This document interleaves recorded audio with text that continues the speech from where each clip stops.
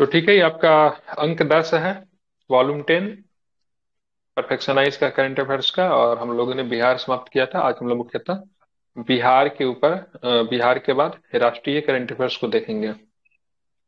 राज्य संग्रहालय सम्मेलन नई दिल्ली में आयोजित किया गया। ठीक है, ध्यान में रखना है। तो राज्य संग्रहालय सम्मेलन कहाँ पे हुआ है? तो ये आपका नई दिल्ली में हुआ है। ठीक है, अब प्रश्न आएगा नई दिल्ली में कहाँ हुआ?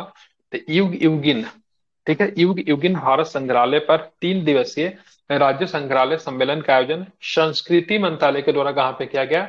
नई दिल्ली के भारत मंडपम में किया गया। ठीक है, अब देखेंगे इस 3 दिवसीय सम्मेलन का उद्देश्य क्या है। हितधारकों के बीच में आगामी संग्रहालय के विभिन्न पहलुओं पर गहन चर्चा करना तथा इसे विश्व स्तरीय संग्रहालय के रूप में विकसित करने के लिए अपने बहुमूल्य विचार विमर्श प्रदान करना। ठीक है, अब यहाँ पे देखें, युग युगीन भारत संग्रहालय रायसीना हिल्स नई दिल्ली के पास स्थित है। ठीक है, ये वही रायसीना हिल्स है जहां पे आपको राष्ट्रपति भवन भी आपको देखने को मिलता है।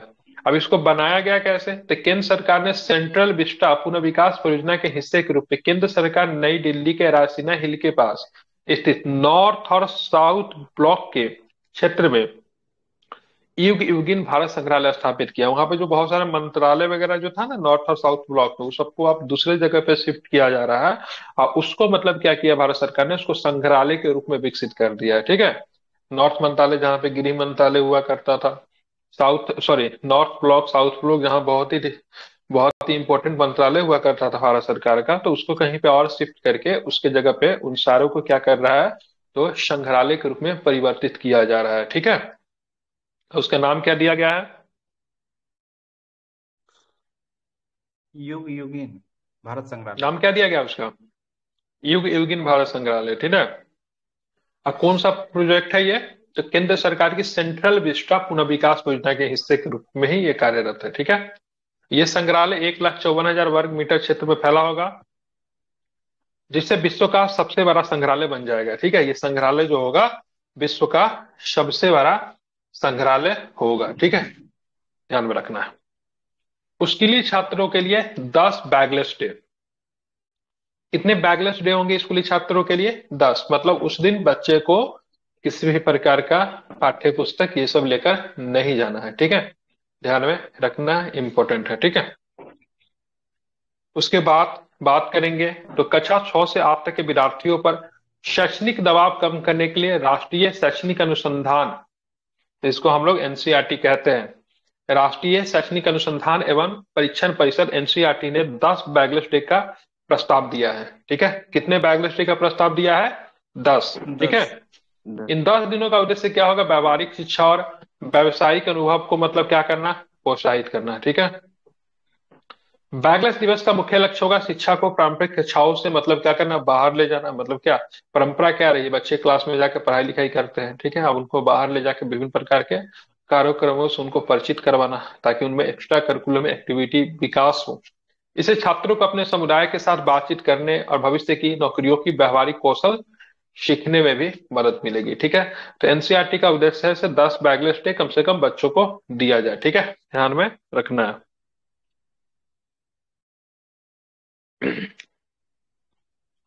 कश्मीर को मिला विश्व शिल्प शहर प्रमाण पत्र। ये इंपॉर्टेंट क्वेश्चन है, मार्क कर लीजिए। ठीक है, तो कश्मीर को विश्व शिल्प शहर प्रमाण पत्र दे दिया गया है। ठीक है, अब ये क्या होता है? तो कश्मीर को विश्व शिल्प परिषद की विश्व शिल्प शहर सूची में शामिल करने वाला चौथा भारतीय शहर बन गया। क्या भारतीय शहर है? तो ये चौथा भारतीय शहर है। ठीक है, राजस्थान के जयपुर और तमिलनाडु के मामल्लपुर को 2015 में, कर्नाटक के मैसूर को 2018 में इस सूची में शामिल किया गया। तो ये शिल्प शहर की बात करेंगे तो कश्मीर को ध्यान में रखना है। ठीक है, ये आपको चौथा शहर के रूप में शामिल किया गया है। तो इससे पहले कौन कौन सा शहर है? तो राजस्थान के जयपुर है, तमिलनाडु के मामल्लपुर है और कर्नाटक के मैसूर है। ठीक है, इन सारे शहरों को मतलब क्या किया गया? शिल्प शहर के रूप में इनको शामिल किया गया। ठीक है, तो कौन कौन सा शहर हो गया? जयपुर, मैसूर, कश्मीर और मामल्लपुर। ठीक है, मामल्लपुर कहाँ पे पड़ता है? तो ये आपका तमिलनाडु में। तमिलनाडु। मैसूर कहाँ पे है? कर्नाटक में। ठीक है, बाकी तो जानते ही हो। अब यहाँ पे देखेंगे इन शहरों को किस लिए मतलब दर्जा दिया गया है। तो जयपुर, मैसूर और कश्मीर को विश्व शिल्प शहर का दर्जा प्राप्त है, जबकि मामल्लपुर को इसके पत्थर शिल्प की नक्काशी के लिए विश्व शिल्प शहर की मान्यता दी गई है। ठीक है, किस लिए? तो पत्थर की नक्काशी काम जो होता है, पत्थर पे जो नक्शा जो बनाते हैं उसके लिए दिया गया है। कश्मीर शहर को विश्व शिल्प परिषद अंतर्राष्ट्रीय को विश्व शिल्प शहर, वर्ल्ड क्राफ्ट सिटी का प्रमाण मिला है। ठीक है, ध्यान में रखना है। 2021 में कश्मीर को शिल्प और लोक कला के तहत यूनेस्को के रचनात्मक शहर के रूप में मान्यता दी गई थी। ठीक है, तो कश्मीर को, ठीक है, शिल्प और लोक कला के तहत यूनेस्को के रचनात्मक शहर के रूप में भी मान्यता दी गई है। और कब दी गई है? तो 2000, ठीक है, 21। ध्यान में रखना है, 10 में, 2021 में। ठीक है, अब चलते आगे चलेंगे। ठीक है, हिमाचल प्रदेश बनेगा एशिया का सबसे लंबा रोपवे। ठीक है, विश्व का दूसरा और एशिया का पहला सबसे लंबा रोपवे हिमाचल प्रदेश के शिमला में बनाया जाएगा। कहां पे बनाया जाएगा रोपवे? हिमाचल प्रदेश के शिमला में। हिमाचल प्रदेश के शिमला में, जो कि मतलब एशिया का सबसे लंबा रोपवे होगा। ठीक है, समझ रहे हैं? विश्व का कितने नंबर का होगा? तो विश्व के दूसरे नंबर का। रोपवे क्या होता है? रोपवे रोपवे एक होता है पहाड़ से दूसरे पहाड़ तक जाने के लिए, ठीक है, हाँ जी। जिसका सहारा हम लोग लेते हैं, वो तार के ऊपर जो चलता है उसको रोपवे बोलते हैं। ठीक है, कहाँ पे बनेगा? तो तारा देवी और शिमला के बीच में बनने वाले रोपवे की लंबाई कितनी होगी? 13.79 किलोमीटर। ठीक है, ये मतलब विश्व का दूसरा सबसे बड़ा है लंबाई की दृष्टि से देखें तो, और एशिया का पहला है। कहाँ पे बन रहा है? तो हिमाचल प्रदेश में बन रहा है। ठीक है, शहर के कितने स्टेशन को इस रोपवे से जोड़ दिया जाएगा? तो क्या बताएंगे? 15 स्टेशन को। इस मार्ग को पैदल तय करने में वर्तमान 10 घंटे लगते हैं। समझ रहे हैं ना? यहाँ पे जी। 10 घंटे लगते हैं। रोपवे से इसको कितना देर में पार किया जाएगा? तो मात्र 40 मिनट। कितना देर में? तो मात्र 40 मिनट में यात्रा को तय किया जाएगा। समझ रहे हैं? मतलब कितना किफायती, कितना समय का बचत कर रहा है। क्योंकि पैदल जाने में कितना लग जाता है? 10 घंटा। पैदल 10 घंटा ठीक है, लगता है। और ऐसे, ऐसे 40 मिनट। कैसे कर सकते हैं? तो ऐसे आपको ध्यान में रखना है। तो ऐसे आपको 40 मिनट में। ठीक है, यानी 13 किलोमीटर है मात्र। अब देखेंगे। हाँ, तो वहां पे 13 किलोमीटर जाने में रास्ता कैसा होगा से नहीं पता है। रोपवे किन इलाकों में चलता है? दुर्गम इलाकों में चलता है, जहाँ पे आवागमन की सुविधा बिल्कुल भी ना हो। पहाड़ होगा, ऊपर नीचे करना पड़ता होगा, गाड़ी तो नॉर्मली चल जी। नहीं सकती है। अब पैदल भी चलने में दिक्कत होता होगा। ठीक है, समतल, अगर समतल रास्ता पे भी अगर 13 किलोमीटर चला जाए तो 3-4 घंटा तो लग ही जाएगा। ठीक है, पहली एआई आधारित आंगनबाड़ी केंद्र। ठीक है, तो एआई आधारित मतलब आर्टिफिशियल इंटेलिजेंस आधारित आंगनबाड़ी केंद्र जो है, कहाँ पे खोला गया है? तो उत्तर प्रदेश के गाजियाबाद में। ठीक है, तो उत्तर प्रदेश के गाजियाबाद में एक केंद्र खोला गया जो आंगनबाड़ी है। और ध्यान में रखना, ये एआई आधारित है। आंगनबाड़ी क्या होता है? तो बच्चों को शिक्षा देने की काम करती है। कौन सा बच्चा था? 5 वर्ष से छोटे बच्चे जो होते हैं, तो उनका वहां पे पढ़ाई के अलावा पोषण का भी ध्यान रखा जाता है। ठीक है, तो आंगनबाड़ी के अंदर ऐसा नहीं है कि केवल आपकी पढ़ाई करवाती है, साथ में क्या चीज का ध्यान रखती है? पोषण का भी। ठीक है, एआई केंद्र के माध्यम से बच्चों को बेहतर शिक्षा की जानकारी उपलब्ध कराई जाएगी। आंगनबाड़ी की दैनिक दैनिक गतिविधियों की रिपोर्ट केंद्र एआई आधारित डिजिटल बोर्ड के माध्यम से जिला प्रशासन तक पहुंचेगा। आंगनबाड़ी भारत के ग्रामीण क्षेत्रों में मातृ एवं शिशु देखभाल का केंद्र है। नॉट ओनली शिशु, इसमें मातृ भी शामिल होता है। जो गर्भवती महिलाएं होती है, उनको मतलब पोषण से संबंधित जो पौष्टिक आहार होते हैं वो भी उनको उपलब्ध कराया जाता है। समय समय पे जो इंजेक्शन हुआ या फिर जो स्वास्थ्य सेवा संबंधित जो जरूरतें होती है, तो बच्चा और महिलाओं को भी ध्यान में रखा जाता है। बच्चों की भूख और कुपोषण को दूर करने के लिए एकीकृत बाल विकास सेवा कार्यक्रम के हिस्से के रूप में 1975 में भारत सरकार के द्वारा शुरू किए गए थे। केंद्र हर गांव में 6 वर्ष की आयु तक के बच्चों को विभिन्न सुविधाएं प्रदान करता है। ठीक है, तो ये आपका क्या बोलते हैं, आर्टिकल्स कौन सा भाई? 46 है क्या? 45। आर्टिकल्स 45 या 46? 45 है सर। ठीक है, 45। फोर्टी हाँ, तो उसमें भी 42 चर्चा है। और 6 से 14 वर्ष 45 के लिए भी राज्य मतलब, हाँ, नहीं 42 नहीं हो, 45 होगा। ठीक है, 45 छह 45 से है। 14 वर्ष 45 के है। लिए भी तो है ना आपका, इसमें भी 6 से 14 वर्ष के लिए सभी को। 21। हाँ, 45 होगा। 6 से 14 वर्ष के लिए आपका इसमें ध्यान में रखना। फंडामेंटल राइट भी है, ड्यूटीज में भी है, से मतलब सबको शिक्षा इसमें देने 6 वर्ष है, राज्य का 45 मतलब में धर्म होगा, तो ये भी 6 आपको वर्ष से ध्यान में कम रखना बच। है। दूसरी चीज है 45 में। 6 वर्ष से कम होगा, वही 6 वर्ष 6 वर्ष से से कम कम है। 45 में होगा। हाँ। यही आंगनवाड़ी हम्म। वाला ना हुआ सर, और 6 वर्ष एक से चीज में कम। ध्यान में रखना, ठीक है। और इसी से रिप्लेस करके हाँ, कोई 21 जरूरी मैंने नहीं, पढ़ा था। आंगनबाड़ी और भी चीजें हो सकती है, ठीक है। मतलब एक बताएं जैसे बता रहे हैं। हाँ, ये कब आई थी आंगनबाड़ी? 1975। ठीक है, तो 1975 में ये आईसीडीएस। कार्यक्रम शुरू किया गया था, ठीक है। पीपीएससी में एक आईसीडीएस पोस्ट के होता है, तहत। सीडीपीओ का पोस्ट होता है, ठीक है। हाँ, आईसीडीएस सीडीपीओ के का जो तहत। पोस्ट होता है बीपीएससी में, उनका काम होता है इनका ध्यान रखना। हाँ बिल्कुल। 3 नए आपराधिक कानून के लिए ऐप को लॉन्च किया गया, ठीक है। केंद्रीय गृह मंत्री अमित शाह ने चंडीगढ़ में 3 नए आपराधिक कानूनों के लिए कार्यान्वयन के लिए ई साक्ष्य, न्याय सेतु और न्याय श्रुति और ई समन ऐप को लॉन्च किया है, ठीक है। तो 3 नए आपराधिक कानूनों के कार्यान्वयन के लिए किस किस ऐप को लॉन्च किया गया? ई साक्ष्य, ठीक है, न्याय सेतु, उसके बाद न्याय श्रुति और ई समन ऐप को लॉन्च किया गया। कहां पे? चंडीगढ़ में, ठीक है। चंडीगढ़ देश की पहली प्रशासनिक इकाई होगी जहां तीनों कानूनों का 100% क्रियान्वयन होगा, ठीक है। ई साक्ष्य क्या काम करेगा? तो ई साक्ष्य के साथ जांच अधिकारी आवश्यकता अनुसार अपराध स्थलों की वीडियो रिकॉर्डिंग और तस्वीर ले सकते इस एप्लीकेशन के माध्यम से। एक बार रिकॉर्डिंग पूरी हो जाने पर सारी जानकारी सुरक्षित रूप से साक्ष्य लॉकर में भेज दिया जाएगा और उसे आरोप पत्र से जोड़ दिया जाएगा, जिससे बाद में इलेक्ट्रॉनिक्स के रूप में अदालत में उपलब्ध करा दिया जाएगा, ठीक है। तो अब अदालत में इलेक्ट्रॉनिक साक्ष्य भी, ठीक है, सबूत के तौर पे पेश किया जाता है। ये नए जो 3 जो कानून आए हैं उसमें ये चीजें पहले भी की गई थी।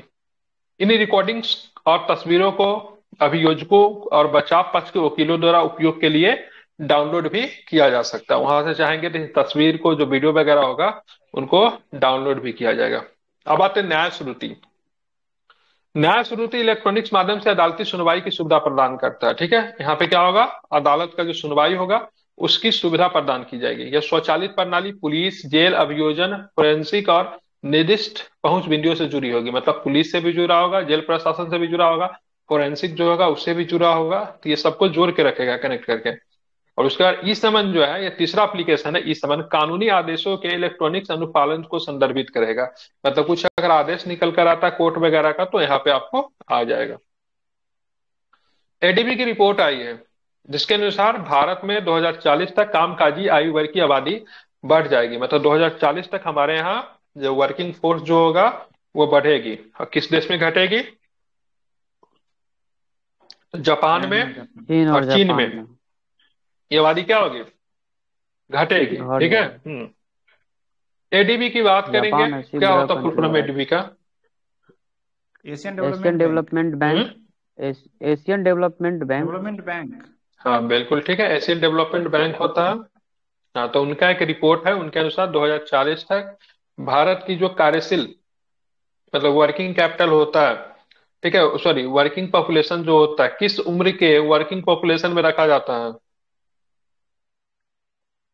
15 से 35 वर्ष। 15 से 60 59 वर्ष। वर्किंग नहीं। पॉपुलेशन किस एज के लिए होता है? ठीक है। हाँ बिल्कुल, 15 से लेके 59 तक, ठीक है, फिफ्टी ये नाइन ध्यान में रखना।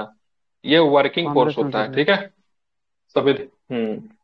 हाँ, तो 15 से लेके, क्योंकि 60 वर्ष के बाद लोग रिटायर कर जाते हैं ना, और 14 वर्ष से पहले काम भी नहीं करना है, तो 15 से लेके 59 वर्ग के जो लोग जो होते हैं, इनको क्या रखते हैं? इनको कार्यशील जनसंख्या बोलते हैं। क्या बोलते हैं इसको? इनको कार्यशील जनसंख्या बोला जाता है, ठीक है। तो इस वर्ग के लोगों की एडीबी संख्या का भारत में बढ़ेगी, जापान और फिलीपींस में चीन है में ना सर। घटेगी, ठीक है। एडीबी का हेडक्वार्टर हम्म। फिलीपींस में ही है ना सर। फिलीपींस के मनीला। मनीला में इसके मुख्यालय है, उसके मनीला में, ठीक है।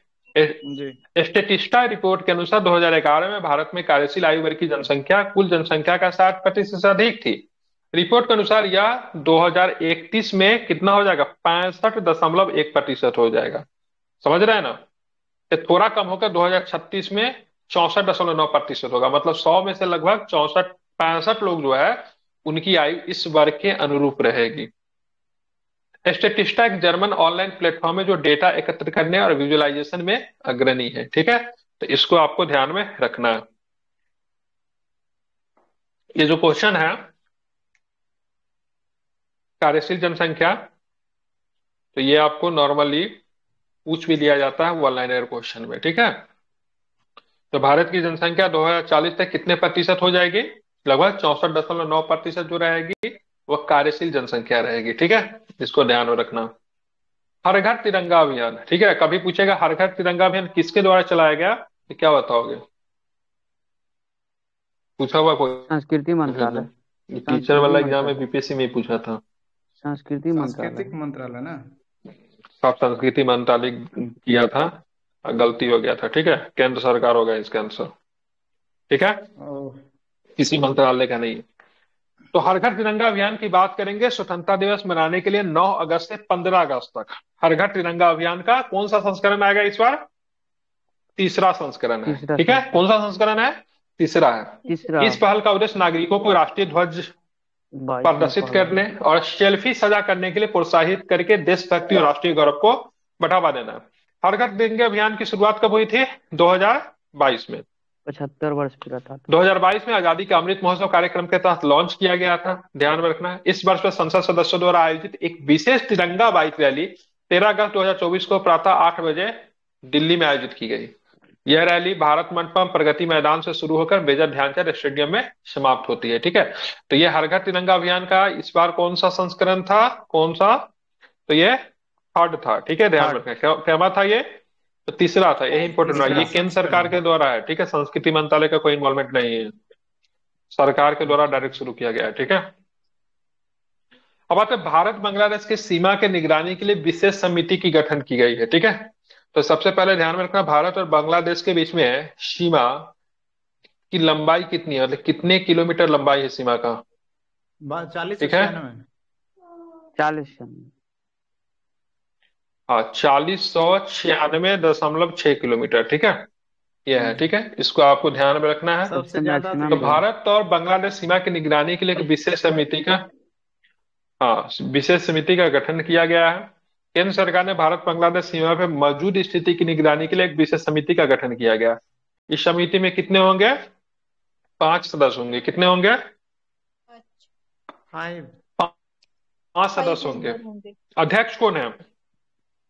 ध्यान रखना, महानिदेशक बीएसएफ पूर्वी कमान, बीएसएफ बॉर्डर सिक्योरिटी फोर्स के पूर्वी कमान के जो महानिदेशक हैं उनको इसका अध्यक्ष बनाया गया है। ठीक है, ये पहल उद्देश्य बांग्लादेश में भारतीय नागरिकों अल्पसंख्यक समुदायों की सुरक्षा भी सुनिश्चित करता है। ठीक है, ध्यान में रखना है, इंपॉर्टेंट है। अब यहाँ पर भारत बांग्लादेश के बारे में सीमा की बात करेंगे तो बांग्लादेश की सीमा 5 भारतीय राज्यों से होकर लगती है, असम, मेघालय, त्रिपुरा, मिजोरम। इसको याद करने का एक तरीका बता देता हूँ। ठीक है, इसमें से पश्चिम बंगाल के निकालो, उसके बाद बचता है असम, मेघालय, त्रिपुरा, मिजोरम। इसमें क्या कॉमन चीज निकल कर आता है? ये सर 5 छठी अनुसूची में अगर है ना पश्चिम ये? बंगाल के, हाँ, असम, मेघालय, त्रिपुरा, मिजोरम की बात करेंगे तो 6 शेड्यूल। ठीक है, ध्यान में जी। रखना है। 6 शेड्यूल का ये राज्य, पेन क्यों नहीं चल रहा है भाई? ठीक है, ध्यान में रखना, छठी अनुसूची में ये राज्य आते हैं। ठीक है, और इसमें इसमें याद करने का बहुत आसान तरीका है, इसमें पश्चिम बंगाल को जोड़ लीजिए क्योंकि Bangladesh is the part of earlier time Paschim Bangal. ठीक है, पश्चिम बंगाल का ही हिस्सा था ना, तो इसको जोड़ जी। लोगे तो ये बांग्लादेश के साथ सीमा लगाने वाला राज्य है। सीमा की कुल लंबाई कितनी है तो ध्यान में रखना है 4096.6 किलोमीटर। ठीक है, यहाँ पे 7 दिया हो मैंने, बहुत जगह पे 6 ही पड़ा है। अब आते हैं राज्य की सीमा किसके किसके साथ लगती है, तो ध्यान में रखना कभी कभी नॉर्मल ही कि क्या राज्य अमेरिका लिखा हुआ है, कुछ भी। ठीक है, गलत टाइपिंग है। ठीक है, तो सबसे ज्यादा इसकी सीमा पश्चिम बंगाल के साथ लगती है। कितनी लगती है भाई? तो 2216.7 किलोमीटर सीमा जो दिया हुआ पश्चिम बंगाल के साथ लगती है। अब राज्य के साथ कितना सीमा लगता है वो मत याद रखना, बस इतना जरूर ध्यान में रखना है कि सर्वाधिक सीमा किस राज्य के साथ लगती है। ठीक है, पश्चिम बंगाल की, सॉरी, बांग्लादेश की। ठीक है, तो पश्चिम जी बंगाल के साथ सबसे ज्यादा सीमा लगती है। त्रिपुरा राज्य है जो 3 तरफ से पश्चिम बांग्लादेश से घिरा हुआ है। ठीक है, कितने तरफ से? 3 तरफ से बांग्लादेश से घिरा हुआ है। मेघालय की भी सीमा लगती है, मिजोरम की भी सीमा लगती है और असम की भी सीमा बांग्लादेश के साथ लगती है। ठीक है, 0 डिग्री लाइन का संबंध बांग्लादेश से है। ठीक है,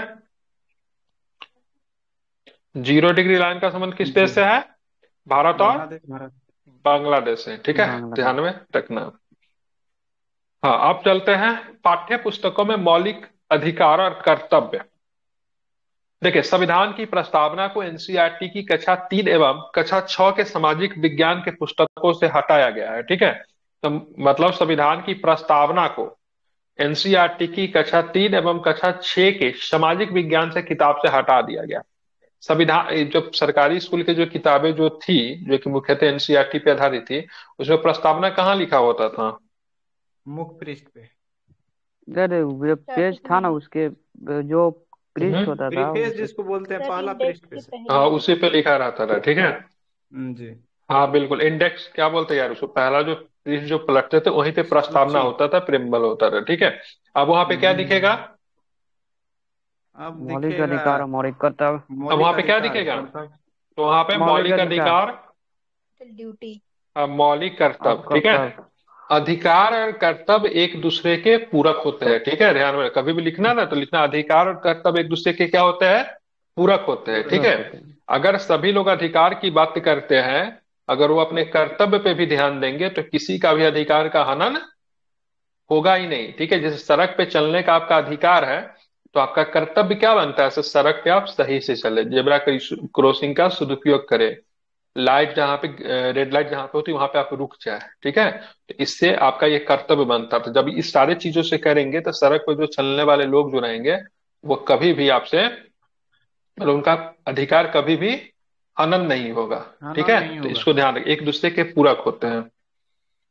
संविधान की प्रस्तावना को एनसीईआरटी के कक्षा 3 एवं कक्षा 6 के सामाजिक विज्ञान के पुस्तकों से हटा दिया गया। इसके बदले क्या आएगा? तो प्रस्तावना के बदले इन कक्षाओं के पुस्तकों के प्रथम पृष्ठ पर मौलिक अधिकार और मौलिक कर्तव्य को जोड़ दिया गया है। ठीक है, अब सर, मौलिक हटाने का कर्तव्य की अधिकार संख्या कितनी किसके है? पास है? मौलिक कर्तव्य 11 है। Hello sir. शुरू में 10 था। Hello sir. किताब से कुछ भी हटा, कुछ 2021। किताब से कुछ भी हटेगा ना जी। तो उसके लिए एनसीईआरटी रिस्पॉन्सिबल होगा। ठीक है, एनसीईआरटी हटा सकती है। इसको कौन देता है प्रधानमंत्री सर आवास अधिकार? योजना शहरी 2.0, ध्यान में रखना, कौन देता है? एनसीईआरटी के खुद अधिकार है, तो उसको कौन देगा अधिकार? वो अपना क्या करेगी कि अपना बोर्ड मेंबर बनाएगी। ठीक है, खुद निर्णय ले सकती है, कौन देगा अधिकार उसको? ऑटोनोमस बॉडी है वो सब। संसद के द्वारा पारित अधिनियम के अनुसार, वही ना संसद सर, के इसको द्वारा पूछ पारित रहे थे। अधिनियम के अनुसार जब तक एनसीईआरटी की नियम स्थापना अधिनियम नहीं होती है, बनेगा तब हुई तक है। कैसे वो हटा देगा सर? कोई तो एनसीईआरटी की स्थापना ऐसे ही हो गई थी, 1961 में अधिनियम नहीं आया था। वो अधिनियम के तहत मैं पूछना एनसीईआरटी की चाह रहे थे। स्थापना कोई भी बॉडी को आप बनाएंगे, नहीं इसके लिए कुछ संसद वगैरह में इस समय चर्चा नहीं होती किसी सिलेबस को शामिल करने के लिए, किसी सिलेबस को हटाने के लिए, इसलिए एनसीईआरटी को बनाया ही गया, तो उसी का काम है ये। केंद्रीय मंत्रिमंडल ने प्रधानमंत्री आवास योजना शहरी 2.0 को मंजूरी दी है। ये 5 वर्षों में शहरी क्षेत्रों में किफायती लागत पर मकान बनाने, खरीदने या किराए पर लेने के लिए 1 करोड़ शहरी गरीब और मध्यम वर्गीय परिवारों को वित्तीय सहायता प्रदान करेगा। इस योजना के अंतर्गत 2.3 लाख करोड़ रुपए की सरकारी सहायता प्रदान की गई है। केंद्रीय मंत्रिमंडल ने 3 करोड़ अतिरिक्त ग्रामीण और शहरी परिवारों को मकान निर्माण के लिए सहायता प्रदान करने का संकल्प दिया है। आप देखेंगे प्रधानमंत्री आवास योजना, जिसको पहले इंदिरा आवास योजना के नाम से भी जाना जाता था, अब इसका नाम प्रधानमंत्री आवास योजना है। ठीक है, शहरी भारत सरकार का, प्रधानमंत्री आवास योजना शहरी भारत सरकार का एक प्रमुख मिशन है, जिसे आवास और शहरी मामलों के मंत्रालय ने के द्वारा 25 जून 2015 को लॉन्च किया गया था। महुआ बोलते हैं मिनिस्ट्री ऑफ हाउसिंग अफेयर्स, क्या होता है? Housing affairs urban. होता है ना, हाउसिंग अर्बन अफेयर्स होता है। ठीक है, एक बार चेक कर लेना जी। क्या होता है। तो इसकी स्थापना कब हुई थी? 2015 में हुई थी। ठीक है, तो दो तरह का प्रधानमंत्री आवास योजना चलता है, एक ग्रामीण के लिए और एक किसके लिए चलता है? शहरी। शहरी के लिए चलता है। ठीक है, और अब आते एकीकृत बागवानी विकास मिशन के अंतर्गत स्वच्छ पौधा कार्यक्रम को मंजूरी दी गई। ठीक है, इस परियोजना का उद्देश्य फलों और सब्जियों की फसलों में वायरस से होने वाली बीमारियों से निपटना है। इस मिशन के अंतर्गत पूरे भारत में 9 विश्व स्तरीय अत्याधुनिक स्वच्छ संयंत्र केंद्र स्थापित किए जाएंगे। यह क्षेत्र विशिष्ट स्वच्छ पौधों की किस्मों और प्रौद्योगिकियों को विकसित करके भारत में विविध कृषि जलवायु स्थितियों को संबोधित करेगा। ठीक है, तो एकीकृत बागवानी विकास मिशन के अंतर्गत स्वच्छ भारत कार्यक्रम को मतलब क्या किया गया, मंजूरी दिया गया है। यह भी आपको ध्यान में रखना है, इंपॉर्टेंट है, भूलेंगे नहीं। इस परियोजना से फलों और सब्जियों की उत्पादकता में गुणवत्ता को बढ़ाने में भी मदद मिलेगी। ठीक है, मॉडल सौर गांवों के क्रियान्वयन के लिए दिशा निर्देश जारी किए गए। ठीक है, क्या, मॉडल सौर गांव, ठीक है, जो कि मतलब पूरी तरीके से सोलर सिस्टम से संचालित होगी। केंद्र सरकार, एक गांव ऐसा बना है जो पूरी तरीके से सोलर पे ही चलता है, उस गांव का नाम क्या है? वहां पे सूर्य मंदिर भी है पहले से, गुजरात में, मढ़ौरा नाम है उसका। ठीक है, मढ़ौरा नाम है, क्या नाम है उसका? मढ़ौरा ही है सर। एक बार चेक करना, मढ़ौरा ही है आई थिंक। ठीक है, मढ़ौरा ही तो है। पहला गांव है जो कि वहां पे पूरा एनर्जी का स्रोत जो है तो क्या है उसका, सूर्य है। हाँ, वो गुजरात में पड़ता है। ठीक है, वहां पे सूर्य मंदिर भी है। तो केंद्र सरकार ने पीएम सूर्य घर मुक्त बिजली योजना के अंतर्गत मॉडल सौर गांव के क्रियान्वयन के लिए दिशा निर्देश जारी किए। इसका उद्देश्य सौर ऊर्जा की स्वीकार्यता को बढ़ावा देना है, गांव को ऊर्जा आवश्यकताओं के मामले में आत्मनिर्भर बनाना है। यह विकास पीएम सूर्य घर मुफ्त बिजली योजना का हिस्सा है। ये पीएम सूर्य घर मुफ्त बिजली योजना बहुत इंपॉर्टेंट है, इसको आपको जरा ध्यान में रखना। इसको बहुत महत्वपूर्ण इसको माना जा रहा है। इसमें कितने यूनिट मुफ्त बिजली आपको मिलती है? 200, 300, 400, 500, कितने यूनिट है इसमें? 300। 300 यूनिट है। ठीक है, 300 यूनिट है। ठीक है, तो पीएम सूर्य घर मुफ्त बिजली योजना को भारत सरकार ने कब लॉन्च किया था? 15 फरवरी 2024 को लॉन्च हुआ था। यह योजना का उद्देश्य वित्तीय वर्ष 26-27 तक सौर छत क्षमता का विस्तार करना और आवासीय घरों को स्वयं बिजली उत्पन्न करने के लिए सक्षम बनाना है। ठीक है, छत पे ही लगा सकते हैं, आप लोग भी लगा सकते हैं, कोई भी लगा सकता है। और इससे लगभग 300 यूनिट बिजली आपको मिलता है जो कि पूरी तरीके से मुफ्त होता है। ठीक है, ध्यान में रखना है। और इससे धीरे धीरे मतलब क्या है, ऊर्जा को हम लोग जो कार्बन उत्पन्न उत्सर्जन करने वाली जो सोर्सेज जो है उससे हम लोग पूरी तरीके से एक स्वच्छ ग्रीन एनर्जी की तरफ हम लोग क्या हो रहा है, शिफ्ट हो रहा है। ठीक है, कब लॉन्च किया गया था ये पीएम सूर्य घर मुफ्त बिजली योजना? 15 फरवरी 2024 को लॉन्च किया गया था। ठीक है, हाँ, 61 फसलों की 109 उन्नत किस्में जारी की गई। प्रधानमंत्री नरेंद्र मोदी ने नई दिल्ली में स्थित भारतीय कृषि अनुसंधान संस्था में 61 फसलों की 109 उन्नत किस्में जारी की है। इस पहल का उद्देश्य क्या है? देश में कम भूमि से उत्पादन बढ़ाना, किसानों की आय में क्या करना है, वृद्धि करना है। इसमें धान की 9 किस्में, गन्ना और तिलहन की 7-7 किस्में तथा बागवानी फसलों की 40 किस्में शामिल है। तो ध्यान में रखना। तो प्रधानमंत्री नरेंद्र मोदी ने नई दिल्ली स्थित भारतीय कृषि अनुसंधान संस्था, ठीक है, 61 फसलों की कितने उन्नत किस्में जारी की? तो 109। इसमें से धान की 9 है, गन्ना और तिलहन की 7-7 है, और बागवानी फसलों की कितने किस्में हैं? 40 है। ठीक है, ध्यान में रखना। अब भारतीय कृषि अनुसंधान संस्था, जिसको पूसा के नाम से जानते थे, लॉर्ड कर्जन के शासनकाल में समस्तीपुर के गांव में पूसा में इसकी स्थापना हुई थी। ठीक है, अभी भी वहां पे, लेकिन क्या होता है ना, बाढ़ आ जाता है, तो बाढ़ आ जाने की वजह से इसके मुख्यालय को शिफ्ट करना पड़ा था दिल्ली, लेकिन इसका नाम अभी भी पूसा ही है। ठीक है, पूसा जाओगे तो समस्तीपुर में एक गांव है, छोटा सा गांव है पूसा, विश्वविद्यालय। वहां पे आपको एक कृषि विश्वविद्यालय आपको दिख जाएगी। ठीक है, जी। इसकी स्थापना कर्जन के शासनकाल में 1905 में हुई थी। ठीक है, ध्यान में रखना। संक्षेप में इसको आईसीएआर कहते हैं। ठीक है, आप देखेंगे दुनिया का पहला पोर्टेबल अस्पताल क्या है? वायुसेना और सेना ने मिलकर पैराड्रॉप ऑपरेशन के तहत 15,000 की फीट की ऊंचाई पर स्थित क्षेत्र में आरोग्य मैत्री हेल्थ क्यूब को पहुंचा। ये ध्यान में रखना। क्या नाम है इस अस्पताल का? आरोग्य मैत्री हेल्थ हेल्थ क्यूब। क्यूब। ठीक है, इस अस्पताल को इतना फ्रेंडली से 15,000 की फीट की ऊंचाई पे भी इसका प्रयोग किया जा सकता है। दूसरी बार एयर लिफ्टेड है। अब बोलोगे सर एयर लिफ्टेड क्या होता है?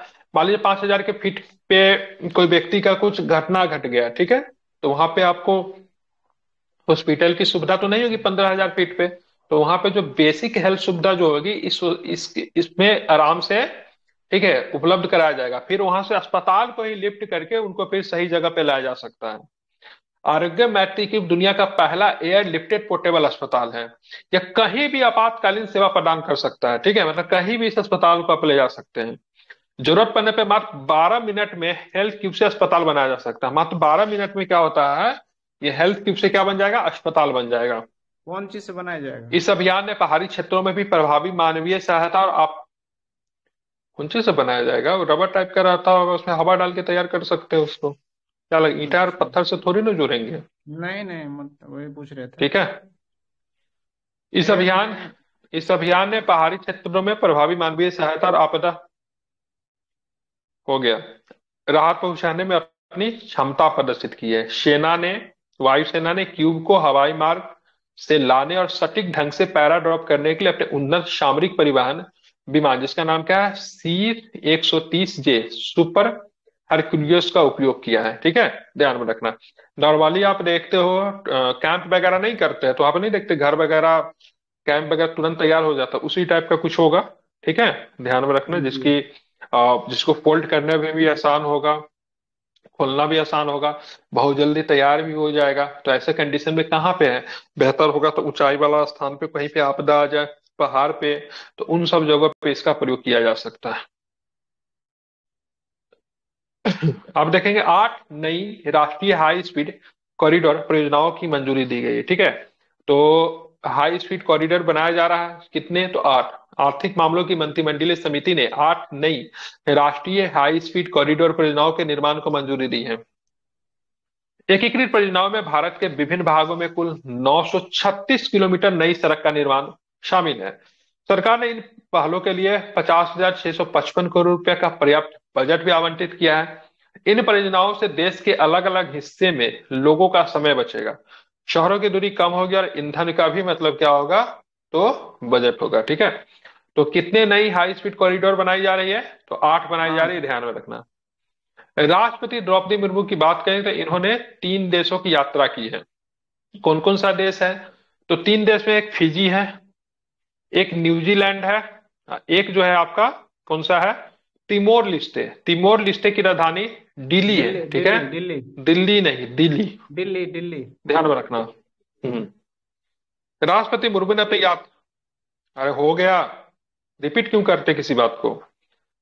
राष्ट्रपति मुर्मू ने अपनी यात्रा के पहले चरण में फिजी का दौरा किया और फिजी के संसद को मतलब क्या किया, संबोधित किया। ठीक है, फिजी जो है गिरमिटिया मजदूर को देश कहा जाता है। फिजी में क्या था ना, यहाँ से लोग जो थे ना, क्या बोलते हैं, उनको आवंत पे मजदूरी कराने के लिए वहां पे ले जाया जाता था। ठीक है, तो वहां पे बहुत सारे लोग जो है, मुख्यतः बिहार के भी लोग आपको फिजी में आपको मिल जाएंगे। वहां पे भोजपुरी भाषा भी बोली जाती है। ठीक है, वो अपने दूसरे दौरे के चरण में न्यूजीलैंड के राजधानी कहाँ पे, वेलिंगटन गए, वहां पे एक अंतर्राष्ट्रीय शिक्षा सम्मेलन में संबोधित किया एवं वेलिंगटन रेलवे स्टेशन पर महात्मा गांधी की प्रतिमा पर पुष्पांजलि भी अर्पित की तथा अंतिम चरण में तिमोर लिस्टे का उन्होंने दौरा किया। यह यात्रा तीनों देशों के साथ द्विपक्षीय संबंधों और मजबूत करने की भारत की निरंतर प्रतिबद्धता को दर्शाती है। ठीक है, ध्यान में रखना किस किस देश की यात्रा किया है राष्ट्रपति द्रौपदी मुर्मू, इंपोर्टेंट हो जाता है, फिजी, तिमोर लिस्टे और न्यूजीलैंड। ठीक है, ध्यान में इसको रखना। अब आते हैं यहाँ पे बुग्याल। ये बुग्याल होता है, ये क्या होता है, ठीक है, घास का जो वहां पे होता है ना, विशेष किस्म का जो घास उग जाता है, उस क्षेत्र को बुग्याल कहा जाता है। ठीक है, वो कहता है कहाँ पे, उत्तराखंड में होता है। ठीक है, तो सिल्ला दर्रा और शरुतला बुग्याल ट्रैक का नाम इस ट्रैक ऑफ द ईयर घोषित किया गया। ठीक है, तो किस किस को ध्यान में रखना है, किस किस को, शिनला दर्रा और सरुताल बुग्याल कहाँ पे मिलता है ये ट्रैक, तो ये आपको मिलेगा उत्तराखंड में। उत्तराखंड में कहाँ पे, तो उत्तराखंड में पिथौरागढ़, पिथौरागढ़ जिले में चीन सीमा से लगी दो महत्वपूर्ण घाटियों को जोड़ने वाले सिनेला पास और उत्तरकाशी के सरुतला बुग्याल को पर्यटन विभाग ने ट्रैक ऑफ द ईयर घोषित किया है। ठीक है, ये पिथौरागढ़ जिला जो है चीन के साथ सीमा बनाती है। 69 बीपीएससी में, 69 बीपीएससी में उत्तराखंड के एक दो जिला का नाम दिया था, बोला था इनमें से चीन के साथ कौन सी जिला लगती है। ठीक है, तो इंपॉर्टेंट है, पिथौरागढ़ जो है चीन के साथ सीमा लगाती है। शिनला दर्रा और शरुताला बुग्याल दोनों का संबंध जो है उत्तराखंड से, इसको ट्रैक ऑफ द ईयर घोषित किया गया है। पर्यटन विभाग ने इस क्षेत्र में 2 सितंबर से 30 नवंबर तक पर्यटन गतिविधियां संचालित करेगा। 18,000 फीट की ऊंचाई पर स्थित शिनला दर्रा धारचूला तहसील के अंतर्गत ब्यास और दारमा घाटियों को जोड़ता है। ठीक है, ध्यान में रखना है। साथ में सरुताल बुग्याल उत्तराखंड के उत्तर काशी में स्थित एक उच्च हिमालय घास का मैदान है। ठीक है, तो बुग्याल किसका मैदान है, जिसके बारे में हमको चर्चा किया हमने पहले भी। ठीक है, तो ध्यान में रखना है, घास के मैदान को बुग्याल कहा जाता है। ठीक है, कहाँ पे मिलेगा बुग्याल, ये आपको उत्तराखंड के उत्तराखंड में पिथौरागढ़। मिलेगी, इसको भी आपको ध्यान में रखना है। उत्तराखंड में बहुत जगह पे मिलता है, मेनली बुग्याल आपको ध्यान में रखना है, एक प्रकार का घास का मैदान होता है। कृषि निर्यात क्लस्टर पे होगा 18,000 करोड़ रुपए का निवेश। केंद्रीय कृषि मंत्री शिवराज सिंह चौहान ने अगले 5 वर्षों में 100 बागवानी क्लस्टर स्थापित करने के लिए 18,000 रुपए खर्च करने की घोषणा की है।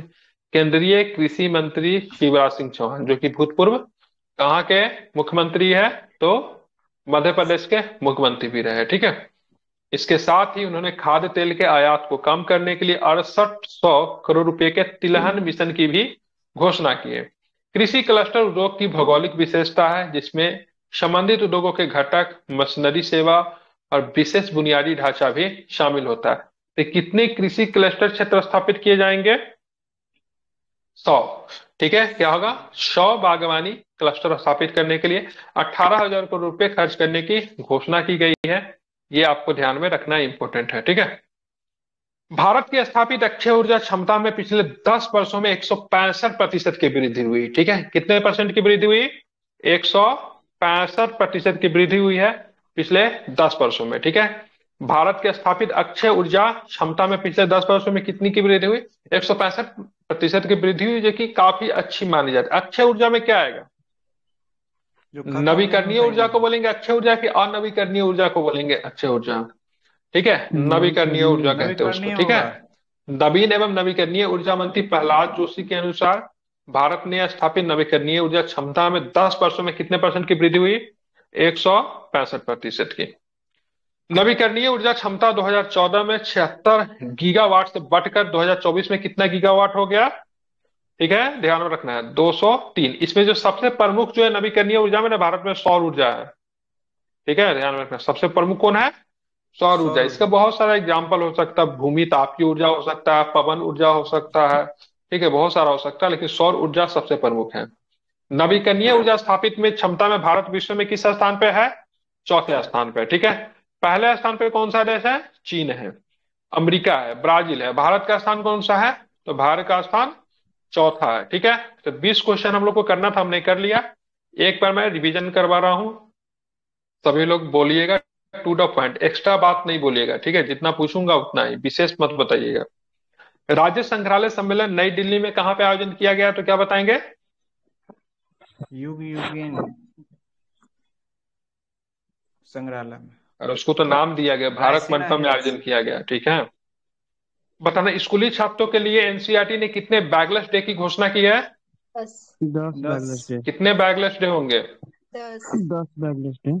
10। ठीक है, उसके बाद बात करेंगे शिल्प शहर कितने हो गए भारत में। काश्मीर को चौथा शिल्प शहर का दर्जा दिया गया, इससे पहले 3 शिल्प शहर कौन कौन है, जयपुर, जयपुर, तमिलनाडु का मामल्लपुरम, मामल्लपुरम, और 3 शिल्प कर्नाटक शहर का और कौन कौन है, राजस्थान के जयपुर, तमिलनाडु के मामल्लपुर और और कर्नाटक का कर्नाटका के मैसूर। मैसूर।